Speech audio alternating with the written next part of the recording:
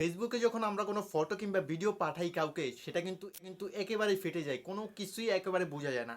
তো আপনারা কীভাবে HD quality same to same কীভাবে ফটো আপনারা আরেকজনকে পাঠাবেন সেটাই দেখাবো আজকের ভিডিওটিতে। সম্পূর্ণ কন্টিনিউ করবেন চ্যানেলটি সাবস্ক্রাইব করার অনুরোধ রইল। ফেসবুকে বিভিন্ন প্রয়োজনে কারো কাছে আমাদের ফটো কিংবা কোনো স্ক্রিনশট পাঠাতে প্রয়োজন হয়, তখন কিন্তু সেগুলা গোলা বা কনভার্ট হয়ে যায়। তো এখন আমাদের যেটা করতে হবে সেটা হচ্ছে আপনারা প্লে স্টোরে যাবেন, প্লে স্টোরে গিয়ে মেসেঞ্জার লিখে সার্চ করবেন। এখানে যেই অফিসিয়াল যেই মেসেঞ্জারটা আছে এটাই কিন্তু আপনার ইনস্টল করতে হবে। তো আমি এটা ইনস্টল করলাম। অবশ্যই ফেসবুক লাইট দিয়ে কোনোভাবেই কিন্তু এইচডি ফটো পাঠাতে পারবেন না।